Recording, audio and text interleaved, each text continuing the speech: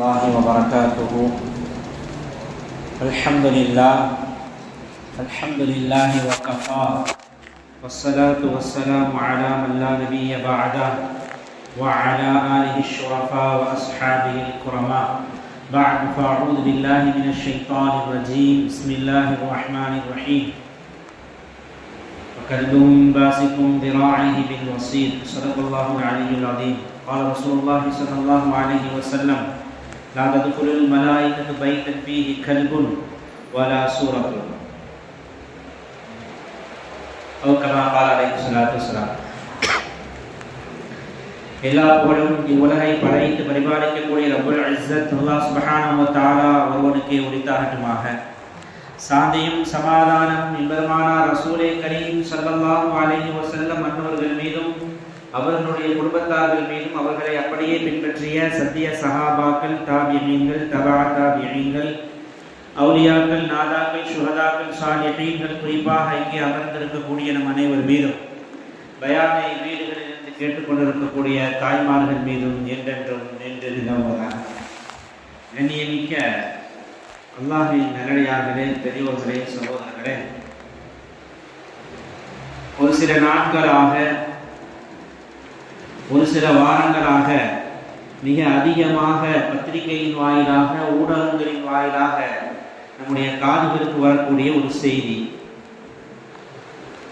அது என்ன செய்தி என்று சொன்னால், நாய்க்கடைகளின் மூலமாக மக்கள் அதிகமாக பாதிக்கப்படுகிறார்கள். சரி, இந்த தலைப்பின் கீழ் ஒரு பயானை எடுக்க முடியுமா என்று யோசித்த பொழுது நைட்டு தான் அந்த ஒரு யோசனை வந்துச்சு. சரி, எடுக்கலாமா? நேற்று இரவிலிருந்து இப்போது வரை எனக்கு கிடைத்த தகவலின் அடிப்படையிலே, ஷரியத்தின் அடிப்படையிலும் மருத்துவத்தின் அடிப்படையிலும் ஒரு சில முக்கியமான விஷயங்களையும், நாம் எவ்வளவு கவனமாக இருக்க வேண்டும் என்ற தகவல்களையும் என்னால் முடிந்த அளவிற்கு உங்களுக்கு தர நான் இந்த குறுகிய நேரத்திலே இன்ஷா அல்லாஹ் முயற்சிப்பேன். என்ன நடந்தது என்று சொன்னால், நமக்கெல்லாம் தெரியும், டெல்லியில சில நாட்களுக்கு முன்னால் ஒரு 6 வயது சிறுவன், அவனுடைய பெயர் சாவி சர்மா. அந்த 6 வயது சிறுவன் இந்த நாயை போய் எந்த டிஸ்டர்ப்லாம் பண்ணல, கல்ல கொண்டு ஏரியல, எந்த விதமான எதுவும் பண்ணல. அவன் தன்னுடைய வீட்டிலிருந்து தன்னுடைய மாமி வீட்டுக்கு, அத்தை வீட்டுக்கு போறான். போற வழியில ஒரு நாய் வருது. ஒவ்வொரு நாயாக வந்து அவனை கடிக்கிறது, குதறுகிறது. எல்லா இடத்துலையும் கடுமையான காயம். அதற்கு பின்னால் அவன் மருத்துவமனையிலே சேர்க்கப்படுகிறான். மருத்துவம் என்ன இதற்கு? முதல்ல ஒரு ஊசி போடுவாங்க ஃபர்ஸ்ட் நாள்ல, 3வது நாள் ஒரு ஊசி, 7வது நாள் ஒரு ஊசி, 14வது நாள் ஒரு ஊசி, 28வது நாள் ஒரு ஊசி. இப்படியாக இந்த ரேபீஸ் உடைய இந்த ஊசிகளை போடுவார்கள். ஆனால் எவ்வளவுதான் அவர்கள் முயற்சி செய்த போதிலும் கூட அது அவங்களை காப்பாற்ற முடியல. ஒரு கட்டத்தில் அந்த ரேபீஸ் உடைய நோய் மிக அதிகமாக அவனை தாக்கிவிட்டது. அது எங்கு தாக்கும் என்று மருத்துவர்கள் சொல்லுகிற பொழுது, அது மூளையை போய் தாக்கும், மூளையை போய் பாதிப்பை ஏற்படுத்தும்.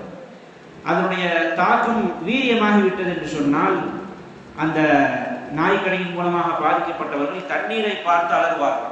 சாப்பாடு உள்ள போகாது, குடிக்கிற தண்ணியை பார்த்தாலே அலறுவார்கள். ரேபீஸுடைய நோயுடைய தாக்கம் ரொம்ப கொடூரமானது. அந்த வலியை அனுபவிக்கிறவர்களுக்கு தான் அது தெரியும். அல்லாஹ் பாதுகாப்பானாக. இப்போ அது ஃபைனல் ஸ்டேஜ். தண்ணீரை பார்த்தா பயம், ஒரு சின்ன சத்தம் வரக்கூடாது. இருட்டு ரூம்ல, ஹாஸ்பிட்டலே ஒரு இருட்டு ரூம்ல அடைச்சு போட்டுருவாங்க. கடைசி நேரத்தில் ஒரு காற்று சத்தம் வந்துடக்கூடாது, ஒரு ஃபேன் சத்தம் வந்துடக்கூடாது. லைட்டாக ஒரு சின்ன பொருளை நவுட்டக்கூடிய சத்தம் வந்த பொருள் கத்த ஆரம்பித்து விடுவார். இது ஃபைனல் ஸ்டேஜ். இதிலிருந்து ஓரிரு நாட்களுக்குள்ள அவர் ஒஃபாத் ஆகி விடுவார். அதே போல் அந்த பையன் இறந்து விட்டார். இது டெல்லியிலே ஒரு பெரிய பேசுபொருளாக மாறுகிறது மக்களுக்கு மத்தியிலே. என்ன, ஒரு நாய் கிடைத்து எவ்வளவு உயிர்கள் பாதிப்படைகிறது, சின்ன குழந்தைகள், பச்சிளம் குழந்தைகள் கூட பாதிப்படைகிறார்கள் என்ற மக்களுக்கு மத்தியில் அது பேசுபொருளாக ஆன போது, அங்கு இருக்கக்கூடிய உச்ச நீதிமன்றத்தினுடைய நீதிபதி ஜேபி பிரத்திவாலா அவர் இதை சோமோட்டோ வழக்கு என்று சொல்வார், சோமோட்டோ கேஸ் என்று சொல்வார். தானாக முன் வந்து இந்த வழக்கை பதிவு செய்கிறார். யாரும் போய் என்ன செய்யல, கேஸ்லாம் போடல, நாய் கிடைச்சிருச்சு அப்படின்னு சொல்லி. இவராக பொதுநல அடிப்படையில், மக்களுக்கான சேவையின் அடிப்படையில் இவராக ஒரு வழக்கை பதிவு செய்து ஒரு தீர்ப்பு கொடுக்கப்படுகிறது. இங்கு இருக்கக்கூடிய தெருநாய்கள், டெல்லியில் இருக்கக்கூடிய அத்துணை தெருநாய்களையும் என்ன செய்யணும், ஒரு இடத்தில் கொண்டு ஒரு ஷெல்டர் ஏற்படுத்த வேண்டும். அதற்காக ஒரு தங்குமிடம் ஏற்படுத்தப்பட வேண்டும். ஊருடைய ஒதுக்குப்புறத்தில் இருக்கக்கூடிய பெரிய இடத்தை ஏற்படுத்தி அங்கு அதனை பராமரிக்க வேண்டும். உச்ச நீதிமன்றத்தினுடைய இந்த நேரத்தில் சொல்லப்பட்ட நீதி இருக்கிறதே இது கொஞ்சம் வித்தியாசமானது. இதுக்கு முன்னாடி இதே பிரச்சனை வந்துருக்கு. அந்த நாயை ஊசி போட்டு கொல்லணும்னு முடிவு செய்து நிறைய நாய்கள் கொல்லப்பட்டது. அதுக்கு பின்னாடி எல்லாம் அந்த திடீரென்று தோன்றுவார்களே இந்த விலங்கு நல ஆர்வலர்கள், மனுஷனுக்கு ஒண்ணுன்னு நினைச்சு மாட்டாங்க, கண்டுக்கவே மாட்டாங்க. அவங்க வளர்க்குற அந்த நாயை கொண்டுன்னு பதறி போய் ஓடி வருவான். என்ன அது கொஞ்சம் நீங்க பாத்தீங்கன்னா இந்த யூடியூப்ல நம்ம பார்க்கும் வருமா பிள்ளைங்களை விட அப்படி கொஞ்சம் மாட்டான். சில பேர் வாய் விட்டு சொல்றான் அது ஒரு முத்தின கேஸ். இது வளர்த்து இதுலயே ஊறி போன கேஸ், ரொம்ப முத்தி போன கேஸ். பிள்ளைய கூட பார்க்காது. ஓப்பனாவே சொல்லி என்னுடைய கணவனை விட எனக்கு நாய் தான் முக்கியம், என் பிள்ளைய விட எனக்கு நாய் தான் முக்கியம். அது தப்புன்னே தெரியாது. அல்ல அப்படி ஒரு சூழ்நிலையில ஆக்கி விட்டார். யாரெல்லாம் தன்னுடைய பிள்ளைகளை ஒழுங்காக வளர்க்க துப்பு இல்லாமல் இருக்கிறார்களோ, தன்னுடைய பெற்றோர்களை தன்னுடைய உறவினர்களை யாரெல்லாம் வந்து ஒரு கண்ணியமான முறையில் பெரியோர்களை பாதுகாப்பதற்கும் அவர்களுக்கு உணவளிப்பதற்கும் முடியாமல் போய்விட்டார்கள். அதுக்கெல்லாம் எந்த கவனமும் செலுத்த மாட்டாங்க. அல்ல அவங்களால நாய் பின்னாடி அலைய விடுறான். என்ன செஞ்சிடறான்? நாய்க்கு ஊட்டுறது, நாய்க்கு களி விடுறது, அதான் நடக்குது. இதெல்லாம் பெரிய சேவையான செஞ்சு செய்வாங்க, செஞ்சுட்டு இருப்பாங்க. பெத்த தாய் ஒரு வாய் சோறு இல்லாம ஓரமா உட்காந்துருப்பான். சொந்த மாமனாரு என்ன செய்வாரு? சாப்பாட்டு வழி இல்லாம உட்காந்துருப்பாரு. அதெல்லாம் கவனிக்க மாட்டாங்க. அல்ல அப்படிப்பட்ட ஒரு நிலையில வந்து ஆக்கி விடுவாங்க. இவங்க திடீர்னு தோன்றுவாங்களா இல்லையா? அது மாதிரி முன்னாடி தோன்றதுனால அந்த கொள்ள வேண்டும் என்ற நீதியை எல்லாம் மாற்றிவிட்டு ஒரு ஷெல்டர்ல அடைச்சி வச்சு இதை பாதுகாக்க வேண்டும். உணவு கொடுக்கணும், எல்லாமே செய்யணும். நாய்க்கும் பிரச்சனை வரக்கூடாது, மனுஷனுக்கும் பிரச்சனை வரக்கூடாது. ஒரு நடுத்தரமான ஒரு நீதியை தான் அவர் கொடுத்தார். உடனே வந்துட்டான், கிளம்பி வந்துட்டான். அது மட்டும் இல்லாமல் இன்னும் தீர்ப்புல தெளிவாக சொல்லியிருந்தாரு, இந்த நாய்களுக்கு ஏபிசி செய்ய வேண்டும், இந்த நாய்களுக்கு ஏஆர்வி செய்ய வேண்டும். இதெல்லாம் சொன்னார். ஏபிசினா என்ன? Animal birth control. அது செய்யணும். ஏன்னா அடைச்சி வச்சுட்டு சாப்பாடு மட்டும் போட்டா பத்தாது, அதை கண்ட்ரோல் பண்ணாதான் இன்னும் அதிகமாகாம இருக்கும் இல்லையா? அந்த நாய்கள்னால என்ன லாபம் இருக்குன்னு பார்த்தா பெரிய லாபங்கள் கிடையாது. தெரு நாய்கள்னால என்ன லாபம் இருக்கு? ரொம்ப கம்மியானது தான். நஷ்டங்கள் அதிகமா இருக்கு. அதனால ஏபிசி பண்ணணும். ரெண்டாவது ஏஆர்வி பண்ணணும். ஏஆர்வி என்று சொன்னால் ஆன்டி ரேபிஸ் வேக்சின் பண்ணணும், கொடுக்கணும். ஆரம்பத்திலேயே ஒவ்வொரு நாய், அது ஒரு நாய் வளர்ப்பதுடைய அடிப்படை சட்டம். அது இது தெருநாயா இருந்தாலும் சரி, ஒவ்வொருத்தரும் வீட்டில் நடக்கக்கூடிய வெளிநாட்டு நாயா இருந்தாலும் சரி, சில பேர் வளர்க்குறாங்களா இல்லையா? அவங்க வளர்க்கக்கூடிய நாயாக இருந்தாலும் இந்த அடிப்படையான இந்த வேக்சின் தான் போட்டிருக்கணும். அதெல்லாம் போட்டிருக்காங்களா இல்லையாங்கிறது தெரியாது. அப்ப இதையெல்லாம் செய்து அதனை பாதுகாப்பாக வைக்க வேண்டும். சிசிடிவி மூலமாக இதெல்லாம் நடைபெறுகிறதா என்று செக்கும் பண்ணணும் சொல்லி செஞ்சாரு. ஒரு நடுத்தரமான ஒரு நீதியை தான் கொடுத்தார். கிளம்பி வந்துட்டாங்க. யாரு? விலங்கு நல ஆர்வலர்கள். அது கீழே கமெண்ட்ஸ் எல்லாம் பார்த்தா நம்ம கொஞ்சம் வித்தியாசமா தெரியும். தன்னிலத்துக்கு தான் தானே வரணும் அப்படின்னு கிளம்பி வந்துட்டாங்க போல அப்படிலாம் சொல்லுவாங்க. நம்ம அவ்வளவு தூரம் சொல்ல தேவையில்லை. ஆனா அது ரொம்ப கோபமா வரும். அதெல்லாம் அவங்க பேசக்கூடிய பேச்செல்லாம் பார்த்து ஆத்திரமா வரும். ஒரு தெருவில் போகக்கூடிய நாய்க்காக எவ்வளவு பறித்து பேசுகிறார்கள். நாயின் மீது யார் இறக்கப்படுகிறார்கள்? தண்ணி இல்லாம தவிக்குது, தண்ணி கொடுக்கிறது, இது வேற. இறக்கப்படுவது வேறு, வளர்ப்பது என்பது வேறு. ஹதீஸ்கள்ல நம்ம ஆழமா சிந்திக்கணும். ரெண்டு விதமான ஹதீஸ்களும் இருக்கு. ஹதீஸ்கள்ல ஒருவர் ஒரு நாய்க்கு தண்ணி என்ன செஞ்சாரு? கொடுத்தார். தாகத்தினால அல்லாஹ் அவருக்கு நன்றி சொல்கிறான். ஷக்கரல்லாஹு லஹு, அல்லாஹ் அவருக்கு நன்றி சொல்கிறான். நாளைக்கு அவன் சூரத்து கொடுப்பான்னு ஒரு ஹதீஸ் இருக்கு. அதுக்காக நாயை வளர்த்து தண்ணி கொடுத்துக்கிட்டே இருக்குங்கிற அர்த்தம் கிடையாது. இவர் போகக்கூடிய வழியில் அது ஒரு உயிர், அல்லாஹ்வினால் படைக்கப்பட்ட ஒரு உயிர் தண்ணீருக்காக என்ன செய்து கஷ்டப்படுத்தி இவர் தண்ணீர் கொடுத்தார். அவ்வளவுதான் அதனுடைய அர்த்தமே தவிர வளர்க்கலாம் என்ற அர்த்தம் அந்த ஹதீஸின் மூலமாக கிடையாது. அப்ப இந்த விலங்கு நல ஆர்வலர்லாம் வந்துட்டாங்க. கொஞ்சம் கூடியவங்க என்ன பேர்லாம் வித்தியாசமா வச்சுக்கலாம். பேபி மாவை கொண்டு என்ன செஞ்சுட்டீங்க? உள்ள கொண்டு நீங்க அடைக்கிறீங்களா? எங்க பப்பு மாவை கொண்டு உள்ள கொண்டு அடைக்கிறீங்களா ஷெல்டர்ல? அது இந்த உலகத்துல வாழ்றதுக்கு தானே இறைவனால் படைக்கப்பட்டுச்சு. நாம பிறந்த உலகத்துலதான் அதுவும் பிறந்திருக்கு. கதறி கதறி அழுதெல்லாம் சில நடிகைகள்லாம் வீடியோ போட ஆரம்பிச்சிட்டாங்க. இந்த நேரத்துலதான் வருவாங்க. உடனே ஒரு பெரிய அதை பற்றியான ஒரு பேசுவோம். என்ன செய்யக்கூடாது? நாய் மீது உங்களுக்கு இறக்கம் இல்லை, ஆனா மனுஷன் மீது உங்களுக்கு இறக்கம் இல்லையாடா அப்படின்னு கேட்டா அதை பத்தி பேச மாட்டாங்க. எங்கோ 1-2 தான் நடக்குது, 1-2 நடக்குது. நாயின் மூலமாக ஏற்படக்கூடிய பாதிப்புகள் 1-2 நடக்குது. செய்திகள்ல வரக்கூடிய தகவல்கள், புள்ளி விவரங்கள், ஸ்டாட்டிஸ்டிக்ஸ்லாம் ரொம்ப கம்மி. ஒவ்வொருத்தரையும் கேட்டா தெரியும். இங்க இருக்கக்கூடிய ஒவ்வொருவருமே அதன் மூலமாக ஏதேனும் ஒரு விதத்தில் ஒரு பாதிப்படைஞ்சிருக்கு. இப்ப நான் பேசிட்டு இருக்கேன், நான் பாதிக்கப்பட்டு இருக்கிறேன். ஒவ்வொருத்தரும் பாதிக்கப்பட்டிருப்போம். ஏதோ ஒரு நேரத்துல குறைஞ்சது ஏதாவது அடிபட்டிருப்போம். அதுக்கு நான் சொல்லல, அப்புறமா அதை சொல்லி காமி அதிர்ந்து அப்படின்னு சொல்லி ஒவ்வொருத்தரும் ஏதாவது செஞ்சிருப்போம். பாதிக்கப்பட்டுத்தான் இருப்போம். நிறைய பேர் பாதிக்கப்பட்டிருப்போம். அப்ப அதெல்லாம் செய்திகள்ல வராது. செய்திகள்ல வர்றது ரொம்ப கம்மி. அப்ப இந்த மாதிரியான ஒரு நேரத்தில் மட்டும்தான் இந்த விலங்கை ஏன் வளர்க்கிறாங்க, இந்த நாயை ஏன் வளர்க்கிறாங்க, அது ஒரு ஃபேஷன். யார் பணக்காரர்களாக இருக்கிறார்களோ அவருடைய பல்வேறு காரணத்திற்காக நிறைய விஷயங்களை சொல்ல முடியாது. அது பல்வேறு காரணத்திற்காக அந்த நாய்கள் என்ன செய்வாங்க, வளர்ப்பார்கள். அது ஃபேஷனாக என்ன செஞ்சிருக்காங்க, வச்சிருக்கிறாங்க. சரி, மனிதர்களுக்கு இந்த நர ஆர்வலர்கள் மனிதர்களுக்கு ஏதாவது ஒன்றா பதறாங்கன்னா ஒரு காலமும் பதறது கிடையாது. மனுஷனுக்கு ஏதாவதுன்னா பதறினதே கிடையாது. அதனால நிறைய பேர் சொல்லுவாங்க, உங்களுக்கு இதை பத்தி பேசுறதுக்கு தகுதியே கிடையாது. நிறைய பேர் இப்ப சமீபத்தை சொல்லி பதிலுக்கு கொடுப்பாங்கல்ல, விலங்குல ஆர்வம் கொடுத்துருந்தாங்கன்னா எதுக்கு தாப்புல இருக்கிறவங்க நம்மளே கொண்டு இருப்பாங்களா இல்லையா, மனுஷங்க பாதிக்கப்படுறாங்களே கேள்வி கேட்பாங்களா இல்லையா.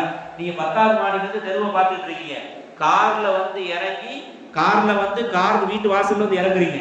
உங்களுக்கு நாயினால எந்த பிரச்சனையும் கிடையாது, நாயினால உங்களால நாயினால உங்களுக்கு எந்த பிரச்சனையும் கிடையாது. ஆனா நடந்து போகக்கூடிய சாமானிய மக்கள், சிறு குழந்தைகள், ஸ்கூலுக்கு போறவங்க, டியூஷனுக்கு போறவங்க, இவங்கெல்லாம் எவ்வளவு பாதிப்படைகிறார்கள். வயதானவர்கள், பெண்கள், கர்ப்பிணி பெண்கள், இவங்கெல்லாம் எவ்வளவு பாதிப்பான அடைகிறாங்கன்னு கேட்டா வாய் என்ன செய்ய மாட்டாங்க, திறக்க மாட்டாங்க. இதே மாதிரி நாட்டினுடைய வேறு பிரச்சனைக்கும் வாயை திறக்க மாட்டாங்க. ஒரு சிறு வயது ஆசிகா என்ற பெண் கடுமையாக கொல்லப்பட்டால ஏதாவது ஆர்வலர்கள் வந்தாங்கன்னா வீட்டுல நாயோட கொஞ்சிக்கிட்டு இருந்தாங்க. மணிப்பூரில் நடந்த பிரச்சனைக்கு வாய் திறந்ததில்லை. இப்போது சமீபத்தில் இந்தியாவினுடைய மோசமான ஒன்றான இந்த ஓட்சோரி, ஓட்டுகள் திருடப்பட்டு இருக்கிறது. இந்தியாவினுடைய அந்த இறையாண்மையே இது பாதுகாக்கப்படாமல் போய் கொண்டிருக்கு. இதுக்கு ஏதாவது பேசலான்னு பேசல. ஏதாவது நாய் ஏதாவது இதை பண்ணா உன்னதிக்கு போட்டோம்னா என்ன செய்வாங்க, உடனே வந்துடுவாங்க. காசானுடைய மக்கள் போன்று மனிதர்கள் சம்பந்தமாக எதுவுமே பேச மாட்டாங்க. மனிதர்களுக்கு நடக்கக்கூடிய சிரமங்களுக்கு எதிராக ஒரு வார்த்தை பேசாத இந்த விலங்கு நல ஆர்வலர்கள் இது மாதிரியான நேரத்தில் கத்திக்கிட்டு இருப்பாங்க. கவர்மெண்ட் என்ன செஞ்சிருச்சு, எச்சரிச்சு. இடைக்கால இவங்க சொன்னதுனால என்ன ஆயிடுச்சுன்னு சொன்னா, அந்த சட்டம் இன்னும் பாஸ் பண்ணப்படலன்னு நினைக்கிறேன். எனக்கு சமீபத்தில் கிடைத்த தகவலின் அடிப்படையில் அந்த சட்டம் அப்படியே நிற்கிது. இன்னும் அது மேல போச்சு. அங்க இடைக்கால தடை கொடுக்கப்பட்டு விட்டது. இப்ப என்ன செய்யக்கூடாது, இப்ப ஷெல்டர்ல போடக்கூடாது. அது ஒரு 3 நீதிபதிகள் இருப்பாங்க, ஒரு பெஞ்ச் இருக்கும், அதெல்லாம் அப்படியே போயிட்டே இருக்கும், எங்க போய் நிற்கும் தெரியாது. அப்ப இவங்க இவ்வளவு தூரம் வந்ததுனாலதான் அந்த தடையை ஏற்பட்டுச்சு இல்லையா. அதனாலதான் அவர்கள் மீது மக்களுக்கு கோபம். ஆனா கவர்மெண்ட் கூட சொல்லிருச்சு, இவ்வளவு உயிர்கள் போய் இருக்கிறது, அந்த உயிர்கள்லாம் உங்களால திருப்பி கொடுக்க முடியுமா அப்படின்னு அவங்கள்ட்ட எந்த பதிலும் கிடையாது. இப்ப பாதிப்புன்னா 1-2 பாதிப்புன்னு சொல்றாங்க. எவ்வளவு பாதிப்புகள் ஏற்பட்டிருக்கிறது. சமீபத்தில் கேரளாவில் ஒரு 6 வயது சிறுமி அதே மாதிரி விளையாண்டு கொண்டிருக்கும் பொழுது பாதிக்கப்படுகிறாள். பல நாட்களாக சிரமப்படுகிறாள். கடைசியில் என்ன செய்யறான், ரேபிஸ் தாக்கி இறந்து போயிடறான். ஒரு யூபியில கபடி வீரர் ஒரு நாய்க்கு ஏதோ ஹெல்ப் பண்றதுக்காண்டி போயிருக்காரு. போன இடத்துல அது கடிச்சிருச்சு. கடைசியில் அவர் அசால்ட்டா விட்டுட்டாரு. அவர் ரேபிஸ் தாக்கி கொல்லப்படுகிறார். ஆஸ்திரேலியா இங்கே விடுங்க, சில பேர் வெளிநாட்டு நாய் வளர்ப்பாங்களா இல்லையா, புசு புசுன்னு சொல்லி ஒரு ஃபேஷன் சொல்லி, அந்த நாயில கூட பாதிப்பு இருக்கு. எல்லா நாய்கள்ட்டையும் பாதிப்பு இருக்கு. அந்த ஆஸ்திரேலியாவில் இருக்கக்கூடிய நாயுடைய வளர்க்கக்கூடிய அதிலேயே வீடியோ போடக்கூடிய ஒரு பெண்மணி திடீரென்று அந்த நாய் என்ன செஞ்சிருச்சு, 99% நல்லா தான் இருக்கும். நாய் 99% நல்லா தான் இருக்கும். 1% எப்போ எது மாறுவது தெரியாது. அது எப்போ நம்மளால கண்டுபிடிக்க கூட முடியாது. சீதோஷ்ண நிலையின் காரணமாகவோ பல்வேறு நிலையின் காரணமாக மனிதர்களுக்கு எப்படி மைண்ட் சேஞ்ச் ஆகுதோ இல்லையா, அதே மாதிரி நாய்களுக்கும் ஏற்படுமா. இது மருத்துவர்கள் சொல்றாங்க. யானையை பார்த்து யானையை வளர்க்குறாங்க, திடீர்னு ஒரு நேரத்தில் மதம் பிடிச்சிருந்தா இல்லையா, எப்போ மதம் பிடிக்குன்னு கண்டுபிடிக்க முடியுமா, கண்டுபிடிக்க முடியாது. அதே போல நாய் எப்போ கடிக்குங்கிறது யாருக்கும் தெரியாது. கடித்து விட்டது எந்த அளவுக்குன்னு சொன்னால் யாராலையும் தடுக்கவே முடியல. கடைசியில் வெளியிலிருந்து போலீஸ் வந்து அந்த நாயை ஷூட் பண்ணி தான் அந்த பெண்ணை காப்பாற்றினார்கள். அந்த பெண் இப்போ இருக்கிறாங்களாங்கிறதே தெரியல. அதே மாதிரி பல்வேறு விதமான நாய்கள், தடுக்கப்பட்ட நாய்கள் கூட இன்று இந்த நம்முடைய இந்தியாவில் தமிழ்நாட்டில் வளர்க்கப்படுகிறது. அதன் மூலமாக பாதிக்கப்பட்டவர்கள் நிறைய பேர் இருக்கிறாங்க. பிட்புல் சொல்லக்கூடிய ஒரு நாய் பார்க்கறதுக்கே கொடூரமா சமீப காலமாக அதனால் கடிபட்டவர்கள் மிக அதிகமான பாதிப்புள்ளாகுவதை சமீபத்தில் ஒரு 45 வயது மனிதர் இறந்து போனதை கூட நாம் என்ன செஞ்சோம் செய்திகள்ல பார்த்து. இப்படி நிறைய செய்திகள். 12ஆம் தேதி புதிய தலைமுறையில் வந்த செய்தி, 2025 ஜனவரி முதல் ஆகஸ்ட் வரை 3.67 லட்சம் பேர் இதனால் பாதிக்கப்பட்டிருக்கிறாங்க தமிழ்நாடு எதுல முதலிடம் இல்லையோ இதுல முதலிடத்துல வந்திருக்கு. ஃபர்ஸ்ட் ரேங்க் எடுத்திருக்கு. சந்தோஷப்பட வேண்டிய விஷயம் இல்லையா. 20 பேர் இறந்து போயிருக்கிறார். எத்தனை பேர்? 20 பேர் இறந்து போயிருக்கிறார்கள். அடுத்து 13ஆம் தேதி வந்திருக்கக்கூடிய இது போன வருஷம் என்ன 2024 4,80,483 பேர் பாதிக்கப்பட்டிருக்கிறார்கள். 43 பேர் இறந்திருக்கிறார்கள். இப்ப பாதிப்புங்கிறது கொஞ்சம் இல்லையே, அதிகமான பாதிப்புகள் இருக்கிறது. பாதிப்பு எந்த இடத்திலிருந்து பார்த்தால் தெரியும் என்றால், சம்பந்தப்பட்ட குடும்பத்தில் உள்ளவர்களுடைய பார்வையின் மூலமாக பார்த்தா தெரியும். இந்த ரேபிஸுடைய தாக்கம் ஏற்பட்டதற்கு பின்னால் அவர்கள் என்ன பாடுபடுகிறார்கள் அங்கே போய் கேட்டால் தெரியும். இன்னைக்கு வீடியோக்களின் மூலமாக நம்ம அதை கேள்விப்படுகிறோம். சமீபத்தில் ஒரு இறந்த ஒருத்தர் என்னுடைய வீட்டில் என்ன செய்யறார், நாயை வளர்த்தவர் அசால்ட்டா அதை கடிச்சிருச்சு விட்டுட்டார், கவனம் இல்லாமல் விட்டுட்டார், ஊசி போடுறதெல்லாம் செய்யல. 3 மாதத்திற்கு பின்னால் அவருக்கு சாப்பிட முடியல, தண்ணி குடிக்க முடியல. ஹாஸ்பிட்டல் போனா உங்களுக்கு என்ன எல்லாமோ கேட்குறாங்க. கடைசியில் நாய் கடிச்சிருச்சான்னு கேட்குறாரு டாக்டர். ஆமாம் 3 மாதத்துக்கு முன்னாடி கடிச்சு. ஊசி போட்டிங்களா? இல்லை. ஆய்வு செஞ்சு பார்த்தா வேற டாக்டர்லாம் பேசி பார்த்தா ரேபிஸ், கடுமையான ரேபிஸ். அந்த உறவு பெண்மணிகள் மனைவிகள்லாம் அவங்களுடைய மனைவியெல்லாம் சொல்லக்கூடிய தகவல் என்ன, கடைசி நேரத்தில் என்னுடைய கணவர் மகள் சொன்னாங்க, தந்தை கடுமையாக பாதிக்கப்பட்டாங்க, எங்களால் அதை பார்க்கவே முடியல. ஒரு ரூம்ல அடைச்சு கொண்டிருந்தாங்க, வெளிச்சத்தை பார்த்தாலே கத்துனாரு. நாம் சாதாரணமாக குடிக்கக்கூடிய தண்ணீரை கொண்டு போய் கொடுத்தா அந்த தண்ணீரை பார்த்தவர் கதற ஆரம்பித்து விட்டார். தூர கொண்டு போன வெளிச்சம் பட்டா பிடிக்கல, காத்து பட்டா பிடிக்கல, நாங்க பேசினா பிடிக்கல, எந்த ஒரு சப்தமும் அவருக்கு கஷ்டத்தை கொடுத்தது. இப்படியே இருந்த அவர் 2 நாட்களில் எதுவும் சாப்பிடாமல் அலறியவராகவே செத்து போனார், இறந்து போனார்னு சொல்றாங்க. எவ்வளவு கடுமையான ஒரு நோய். இஸ்லாம் ஒரு விஷயத்தை தடுக்குதுன்னா அது சாதாரணமானது இல்லையே. இஸ்லாம் ஒரு அறிவுபூர்வமான மார்க்கம், வாழ்வியல் மார்க்கம். ஏதோ இபாதத்துகளை மாத்திரம் சொல்லிவிட்டு போகக்கூடிய மார்க்கம் அல்ல. தொழு, ஜகாத்து கொடு, ஹஜ்ஜுக்கு போகிறது அல்ல. வாழ்வியல், இந்த உலகத்தில் நீ சிறப்பாக வாழ்வதற்கு என்ன வழிமுறை இருக்கிறதோ அதையும் இஸ்லாம் சொல்லித் தருகிறது. இஸ்லாத்தினுடைய சுன்னத்துகள், ரசூலுல்லாஹி ஸல்லல்லாஹு அலைஹி வஸல்லம் சொல்லக்கூடிய சுன்னத்துகளாக இருக்கட்டும், அல்லாஹ் சொன்ன விஷயமாக இருக்கட்டும், நன்மைகள் மாத்திரம் கிடைக்கதில்ல, இந்த உலகத்தில் நமக்கு நல்ல வாழ்க்கையை கொடுக்கக்கூடிய மார்க்கம் இஸ்லாமிய மார்க்கம். ஒரு சுன்னத், மிஸ்வாக் செய்யறது எவ்வளவு ஆரோக்கியத்தை தருகிறது. உதவு செய்யற 5 நேரம் எவ்வளவு ஆரோக்கியம் கிடைக்கிறது. கொரோனாவுடைய நேரத்தில் நாம் செய்யக்கூடிய உதவை மருத்துவர்கள் எடுத்து சொல்லி பேசினார். இஸ்லாமியர்கள் செய்யறாங்க, கையை கழுவுறாங்க, மூக்க சுத்தம் செய்கிறார்கள், முகத்தை சுத்தம் செய்கிறார்கள். அதுபோல நீங்க கையை கழுவுன்னு இப்பதான் சொல்றான். 1000 வருஷத்திற்கு மேலாக இஸ்லாம் நமக்கு சொல்லி தரக்கூடிய சுத்தமான மார்க்கம், சுத்தத்தை பற்றி அதிகமாக பேசக்கூடிய மார்க்கம் இஸ்லாமிய மார்க்கம். அத்தஹூர் ஷத்ருல் ஈமான், சுத்தம் என்பது ஈமானின் பாதி என்று ரசூலுல்லாஹி ஸல்லல்லாஹு அலைஹி வஸல்லம் சொன்னாங்க. நிறைய ஃபிக்ஹுடைய கிதாபுகள், நிறைய ஹதீஸுடைய கிதாபுகள் முதல் பாடமே பாபு தஹூர், சுத்தத்தை பற்றி தான். சுத்தம் தான் இஸ்லாமே. அப்படி இருக்க அந்த இஸ்லாம் பெரும் பெரும் நோய்களை விட்டு இந்த மக்களை காப்பதற்கான வழிமுறைகளை நமக்கு சொல்லி தந்தது. அதில் ஒன்றுதான் நாயிடத்தில் நாம் எப்படி நடந்து கொள்ள வேண்டும். தகவல்கள்லாம் சொல்லிட்டு அங்கதான் வருவேன் இன்ஷா அல்லாஹ். அப்ப இந்த இதுல அடுத்து 4,80,000 பேருக்கு பாதிக்கப்பட்டிருக்காங்க. இப்ப 2 நாளைக்கு, இன்னைக்கு 22ஆம் தேதி இல்லையா, 20ஆம் தேதி கூத்தாநல்லூர்ல.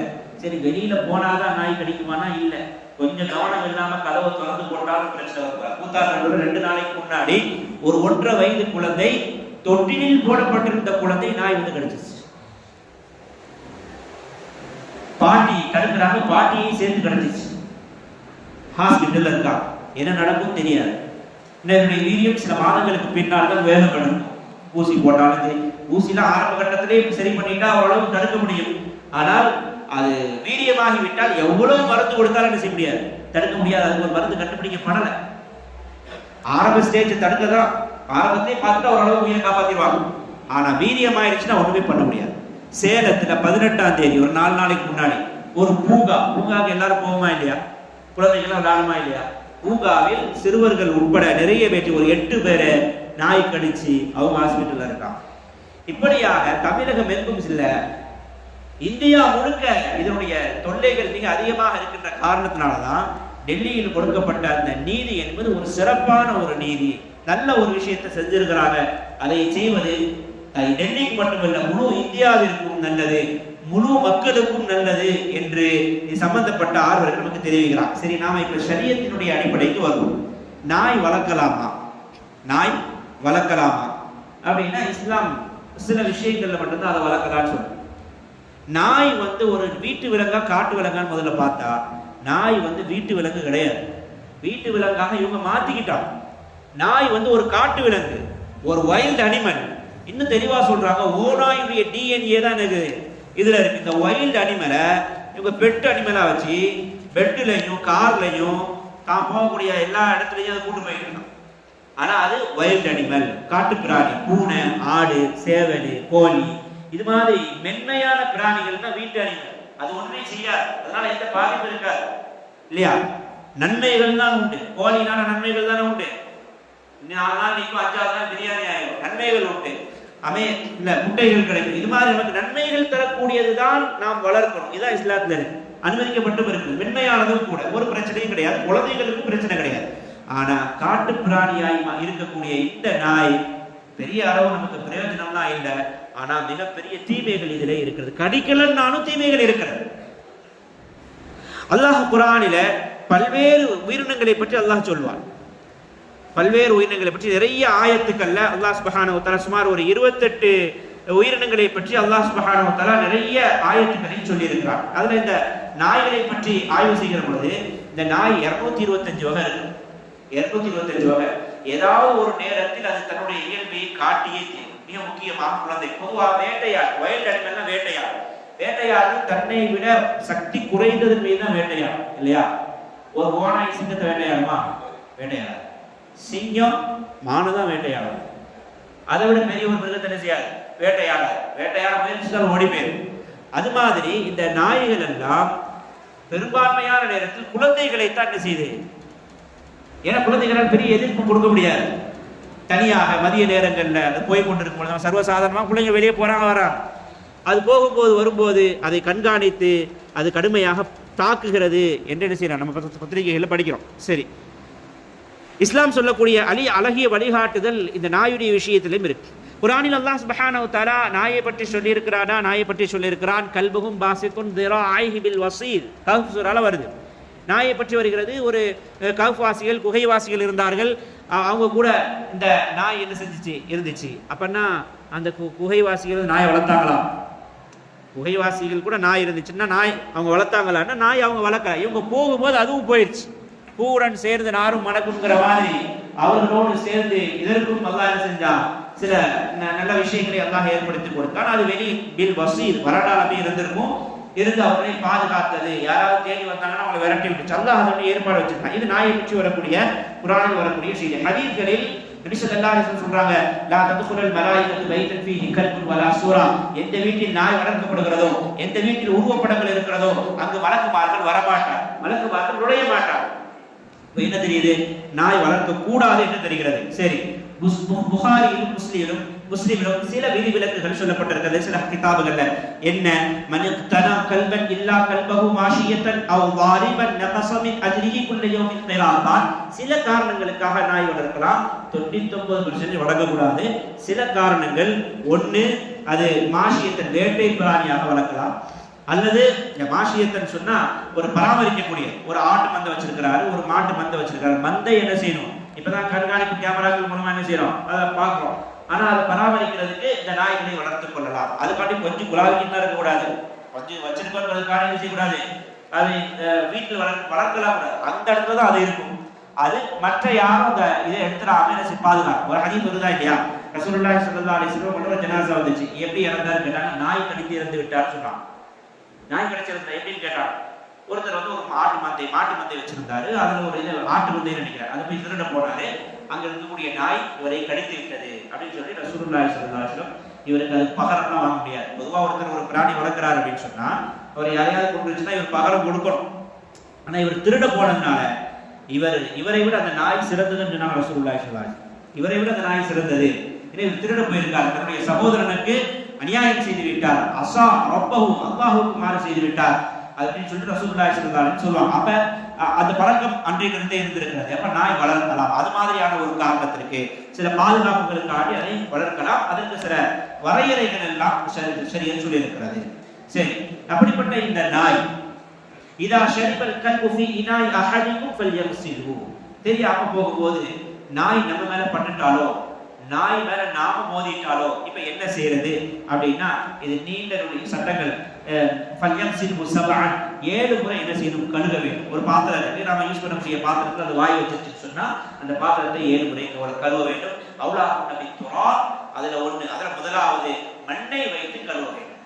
சயின்டிஸ்ட் ஆய்வு செய்கிறார்கள், மருத்துவர்கள் ஆய்வு செய்கிறார்கள். இப்போது கண்டுபிடிக்கப்பட்டிருக்கக்கூடிய மருந்துகள் இருக்கிறது, அது அதிகமானது மண்ணின் மூலமாக கண்டுபிடிக்கப்பட்டதா.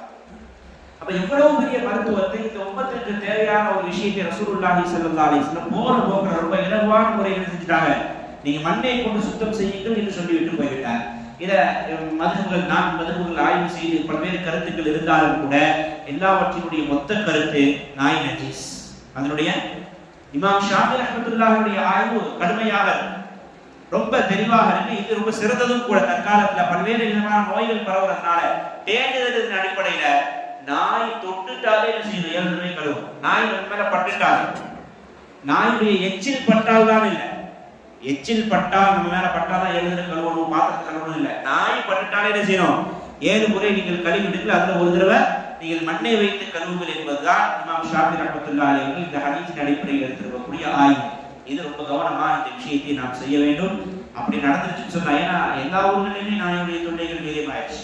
நம்முடைய ஊர்களையும் சரி, சின்ன குழந்தைகள் நம்ம வெளியில் போறாங்க வர்றாங்க, பெரியவங்க போறாங்க வர்றாங்க, எல்லா இடத்துலையும் குறிப்பா நாய் குட்டி போட்டுருச்சுன்னா ரொம்ப ஜாக்கிரதையா இருக்கும். நம்ம குழந்தைகளை அந்த இடத்துக்கு அனுப்பக்கூடாது.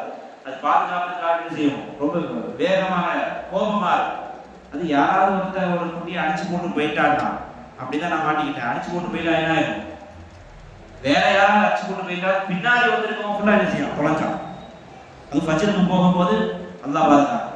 அது மாதிரியான சூழல்களில் ரொம்ப கவனமாக நம்முடைய குழந்தை மதரசாவுக்கு வரக்கூடிய குழந்தைகள் இருக்காங்க, ஃபஜ்ருக்கு வரக்கூடிய குழந்தைகள் இருக்கிறார்கள்.